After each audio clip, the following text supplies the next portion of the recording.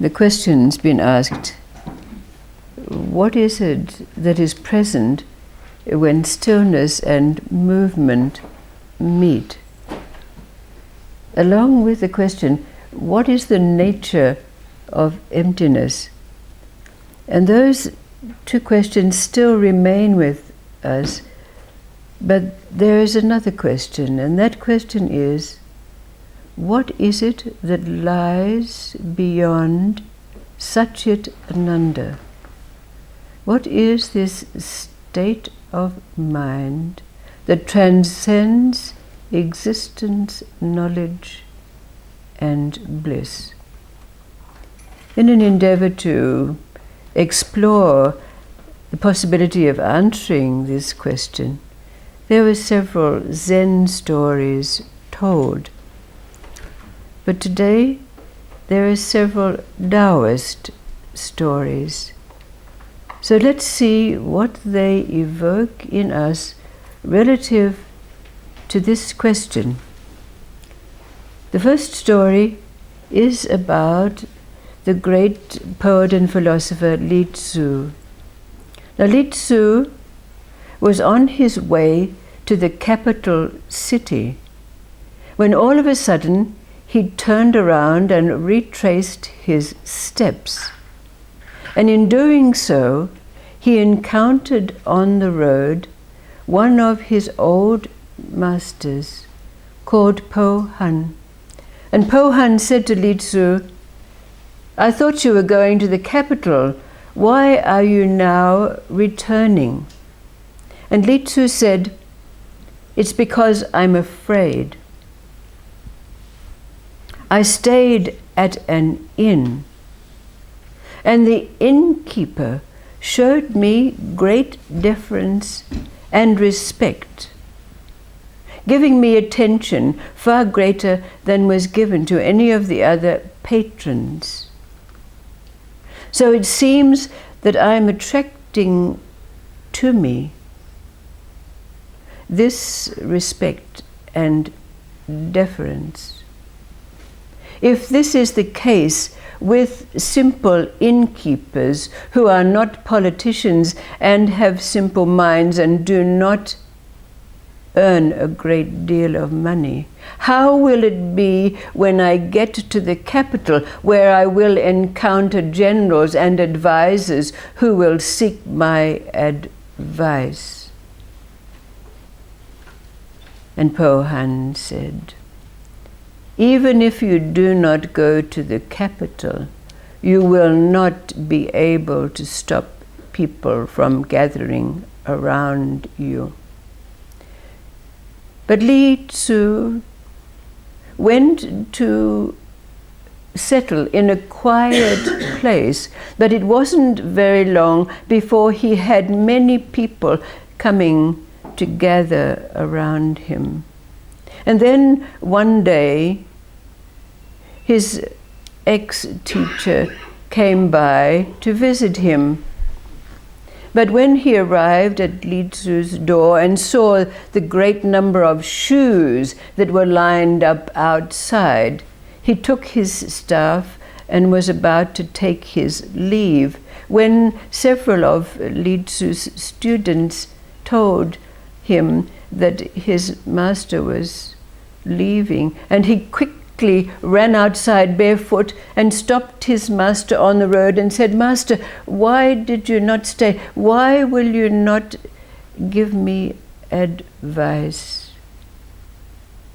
And his master Po Hun said, "I already told you that you would not be able to stop those who wanted to gather around you. It's not that you solicit their respect and deference, but you display your virtue and your enlightenment. And in drawing these people around you, you're duty-bound to give them what they want, and this benefits neither them nor you."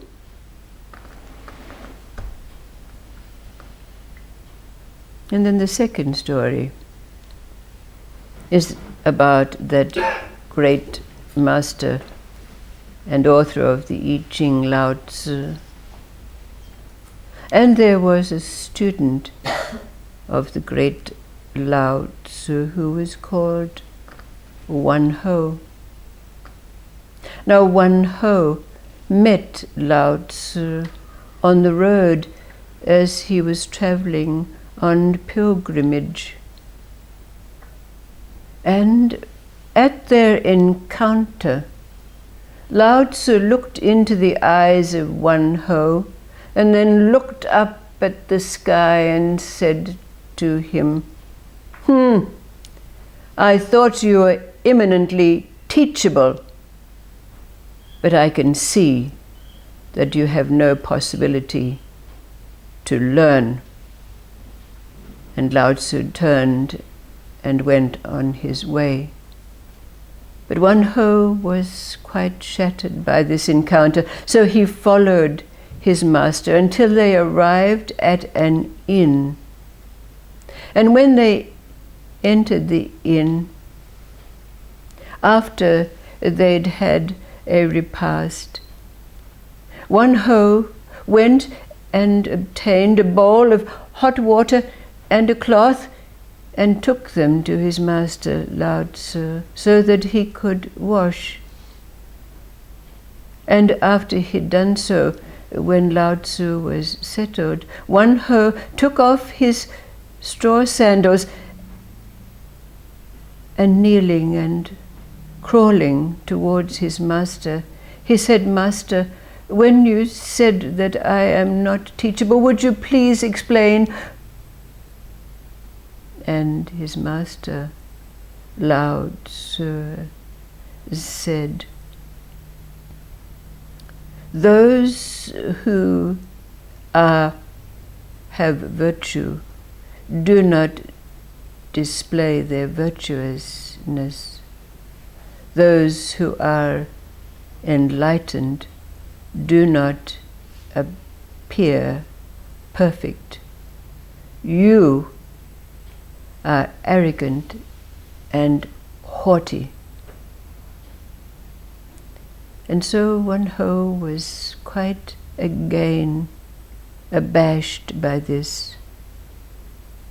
And he recalled that when they entered the innkeeper showed him great deference and respect, and the wife of the innkeeper was obviously afraid that her service was not going to be suitable for him. And then it was evident that the patrons of the inn sat at tables far away from him to show their respect, leaving him in peace. So Wan Ho changed his ways.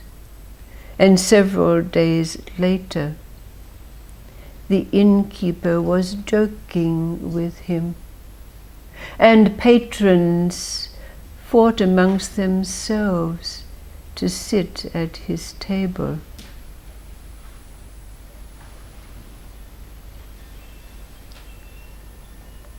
What is the similarity between these two stories? What do they mean in relationship to this question? What is it that lies beyond Satchitananda? What is this state of mind that transcends existence, knowledge, and bliss? Because Li Tzu said to Wan Ho, it is only when those who have virtue do not know they are virtuous, or those that are enlightened do not appear perfect, that one transcends life and yet is still a part of it. What do these stories mean in relationship to this question?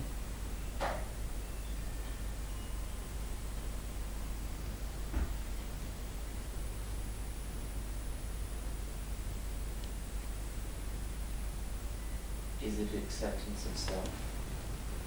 One could say so, yes. Dead acceptance of self. But what is this self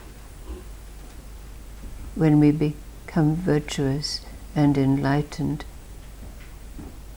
It's not ego, and I think that that's the difference that I'm hearing there. There's somehow or another there being no ego in it, but still recognising the divinity, or still expressing the divinity that is the self. So when we have this Wan Ho recognising what is being said, and this strange paradox, this in this story, which shows his humility because he was on his knees giving a bowl of water and a cloth to his master, on his knees in front of him, asking him. So there was obviously this humility present, or what appears to be that absence of ego, and yet he was called haughty and arrogant. So my thought about that would be that even the feeling hurt that he was not accepted by the master was ego. Uh-huh. And the need to there was still that part of him that wanted to be seen as okay. Yes. And that was what was perhaps still needing to be gone. Yes. It's like that, how I see that he's actually after something, he's trying to attain something, he's trying to get something rather than just being the truth. Yes. So both stories have this similarity, that there is a display of virtuous enlightenment. When we look at this, recognizing that it's going to be a magnet to those who are going to be drawn to it, as in this story of Lao Tze.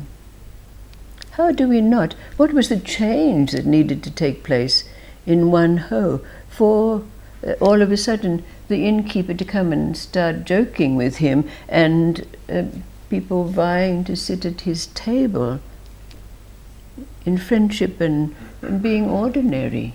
It took away the separation. All right. It's beautiful. Yes. Yes.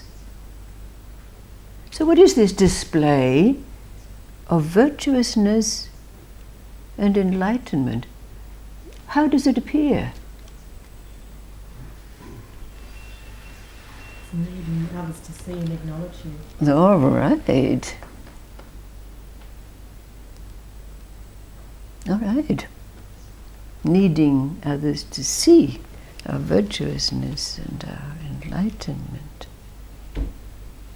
And yet, as you say, Annabelle, this doesn't, ego has to have been effaced before we can attain that state of enlightenment and virtuousness. So what is it that's there? Yes? All right. So what does that tell us about love moving us along to this question? What is the nature of emptiness? Or that love has to go. Because love has a face. Love has an aura. Love has a light. Look at me. I'm beaming it out.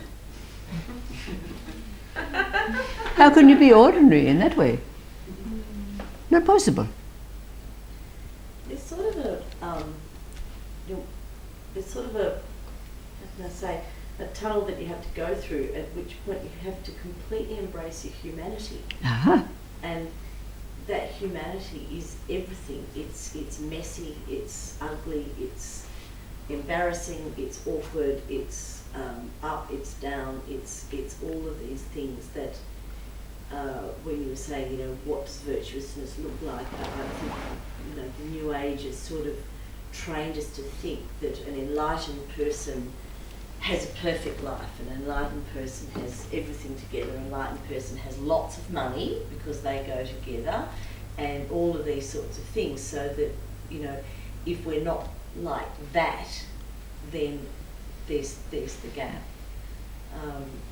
So for me, it's embracing my whole humanity and just being with it and being humble in it. Beyond that, I don't know, with the love, look at me sort of thing, I'm still not sure what's beyond it all. But yeah. So looking at this place we now find ourselves in relationship to life, and going back to that question, what is our relationship with life now and what's life's relationship with us, is a very important question relative to these other questions. Because we can ask ourselves now, how is our relationship with life? Are we separate from it? Are we feeling divorced from it? Are we not making it real? And just to say that this state of mind that we arrive at is beyond existence, knowledge and bliss is also a distraction from the reality of it, and can connote that life is now down there and here we are up there. Is it so for you? Is it so for you? There's a danger here. There's a danger here. Well, it's interesting because when you have speciality